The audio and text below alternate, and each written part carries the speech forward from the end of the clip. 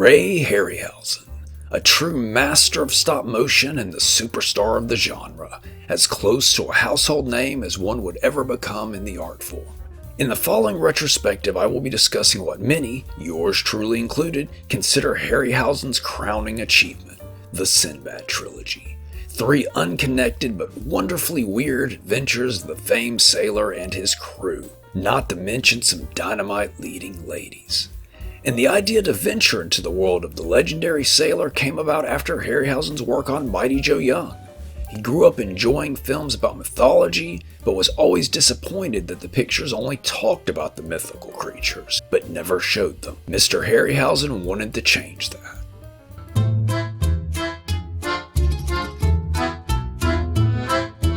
Directed by Nathan Duran of The Deadly Mantis, The Brain from Planet Eris, and Attack of the 50-Foot Woman fame, the 7th Voyage of Sinbad tells the story of Sinbad the Sailor, as he gets mixed up in a plot by a shady wizard who has shrunken a princess and is about to cause a war. You know, usual wizard stuff. So Sinbad, along with a crew of prisoners and the shady wizard himself, heads to a mysterious island in order to find a cure for the princess. But let me tell you, this less than upstanding wizard is up to all kinds of no good. And the island just happens to be home to some of the best looking creatures you'll ever see, including a roc, a cyclops or 2, skeleton warriors, and an extremely charming looking dragon. The film stars Kerwin Matthews as Sinbad. Matthews was a film and TV actor who also starred in the, let's say, 7th Voyage inspired film Jack the Giant Killer, which was also directed by Nathan Duran, or Juran, I'm not sure which you pronounce it, and also featured Torrin Thatcher, who played the villain in both films. No Harryhausen on this one though, but Jim Danforth, who would go on to work with Ray, did some work on the film. Then we have Catherine Crosby, aka Catherine Grant, as our Sinbad girl, because much like James Bond, the Sinbad films always had to have a memorable leading lady. Crosby was an actress and singer who was married to Bing Crosby. The stop motion effects in the film took around 11 months to complete, and this was the first time the Dynamation label was used. This would not be Harryhausen's first work with Duran. Duran had also directed 20 Million Miles to Earth, which featured another of Harryhausen's finest works, The Ymir. And speaking of our misunderstood Venusian, originally the alien more so resembled a satyr-like creature, with a horned head, hairy legs, and cloven feet. The Ymir would end up much more reptilian, but Harryhausen liked the design. He was big on creatures that wouldn't make for good competitive swimmers, so the design was recycled later on for the Cyclops. Not to mention that the Ymir armature itself was reworked to create said Cyclops. And that wasn't the only case of reuse. It's often said that the Snake Woman, which I failed to mention before because these retrospectives are sloppy and all over the place, would be reworked into Medusa from Clash of the Titans, and the dragon model featured parts from the Rhedosaurus from the beast from 20,000 Fathoms. In the original script for the film, there was no dragon fight. It involved 2 Cyclopses fighting. And yeah, I actually looked up the plural form of Cyclops. It was not Cyclopi like I thought it was. Though named the 7th Voyage of Sinbad, the film's plot more so resembles the 3rd and 5th voyages of the sailor. The actual 7th voyage is an oddball story about bird people who turn out to be devils. You know, like my last family reunion. I'm just kidding. Robots don't have family reunions.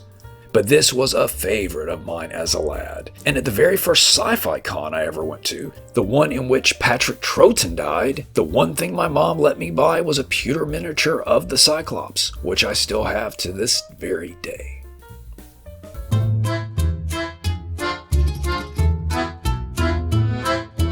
Directed by Gordon Hessler, who is probably best known for his work with AIP in the beloved holiday classic Kiss Meets the Phantom of the Park, The Golden Voyage of Sinbad once again tells the story of Sinbad who stumbles across a mysterious amulet which turns out to be part of a puzzle that leads to the Fountain of Destiny. So Sinbad, his crew, a disfigured vizier, and the slave girl of Sinbad's dreams set out on a quest to find the fabled fountain. And in said quest they encounter another Cyclops, this one being a centaur, a griffin, an animated Kali statue, and a charming little homunculus. And the film stars John Philip Law as Sinbad this time around. Law is probably best known, and if he isn't, he should be, for Danger Diabolic, Barbarella, and Death Rides a Horse. Supposedly, his casting of Sinbad was Columbia Pictures' idea. More on that in a moment. And I know that law is a bit polarizing with folks. I learned that rather quickly with my Death Rides a Horse retrospective. But he's probably my favorite Sinbad of the three. That intense gaze of his, that's a Sinbad that looks like he can mess you up. Next we have fan favorite and dynamite lady, the lovely Caroline Munro, as our slave girl dream girl. I'm sure you all know Miss Munro from the space opera classic Star Crash, which was essentially a Sinbad film set in space. And it was the golden voyage of Sinbad that led to her casting in Star Crash. She was also a Bond girl and a Fibes girl. Can't beat that. And finally we have a gentleman by the name of Tom Baker as the villain of the piece. Baker was a talented British actor who was easily best known as the narrator for the 1985 sci-fi film Enemy Mine. He would also go on to become a doctor, but I couldn't find any information about this. Every time I typed in Tom Baker and doctor in the internet searches, it always just came back asking me who I was talking about. Yeah, I know that was a rough one, but hey, you get what you pay for. Presented in Dynarama rather than Dynamation like Seventh Voyage, these were merchandising terms coined by Harryhausen's partner and co-producer Charles Schneer. Schneer would produce nearly all of Harryhausen's films. And remember way back in my Harryhausen Sinbad retrospective when I mentioned John Philip Law's casting? Apparently, Schneer wasn't overly keen on John Philip Law's accent in the film, and he felt he didn't handle a sword as well as Kerwin Matthews from the previous film. And in yet another case of not letting a good idea go to waste, there was an early piece of concept art by Harryhausen which showed the one-eyed centaur battling a Neanderthal-like creature. This was eventually changed to the Griffin, but a similar creature would pop up in the next film. More on that in a bit. But Harryhausen would actually get a story by credit on this one because the script came about from concept art he used to shop the picture around, much like he had done with the previous film. The Golden Voyage of Sinbad was a big success, earning $11 million in the US alone. It would go on to not only win the first Saturn Award for Best Fantasy Film, but it also got a comic book adaptation which appeared in Worlds Unknown issues 7 and 8 from 1974. The comic was based on the film's screenplay by Brian Clemens and was scripted by famed comic writer and editor Len Wein, who co-created Swamp Thing and several other notable characters. Enter the forbidden shrine of the four elements as the visual sorcery of Dynarama swirls you through danger after danger after danger. The monster hornet, Walrus giganticus, mammoth minotaur, in the newest and most spectacular Sinbad adventure of them all, Sinbad and the Eye of the Tiger. Rated G. Starts Wednesday at theaters everywhere. Check your paper for theater or drive-in near you.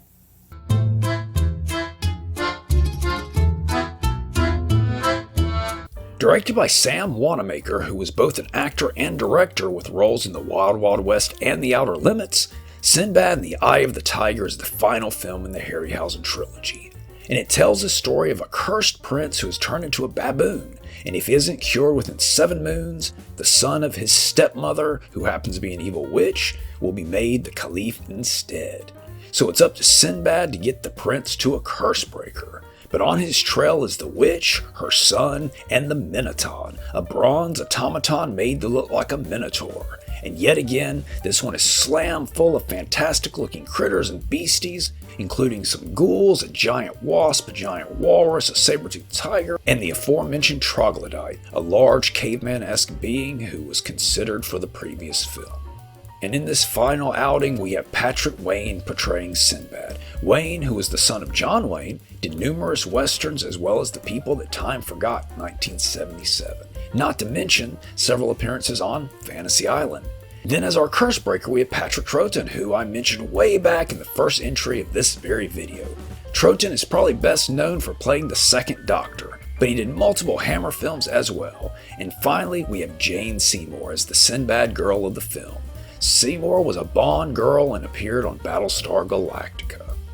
The initial work began on Sinbad and the Eye of the Tiger, which had a working title of Sinbad at the World's End, while Golden Voyage was still in theaters, the latter having performed so well. and Eye of the Tiger would be the most expensive of the three films with a budget of around $3.5 million. There was also a deliberate effort to move away from mythological creatures in favor of prehistoric animals, though I think the Minotaur may disagree on that one. And speaking of our bronzy buddy... Hey! Whoa. No, I said bronzy. I don't like mayonnaise. No, I didn't mean that either. Where was I? Oh yeah, the Minotaur. Peter Mayhew of Chewbacca fame appeared as the suit actor version of the Minotaur in an uncredited role. At one point in the film's development, Harryhausen wanted to have the crew fight a Yeti, but that was eventually replaced with the giant walrus. I must say, I would have preferred the Yeti, but as it was, it took Harryhausen about a year and a half to complete all the stop motion on the film. And once again, he would cleverly reuse and rework the troglodyte armature for Calibos in Clash of the Titans. Sinbad and the Eye of the Tiger also features an interesting claim to fame, supposedly being the only G-rated movie with a nude scene. Though I would argue that that is not the case. I've never once seen Tigger wear clothes. You know, there's a Sinbad and the Eye of the Tigger joke there somewhere, but I got nothing. And that's all the time we have for this little mini retrospective on three films that were a major part of my childhood. So please like, comment, subscribe, watch the seas, and stay atomic.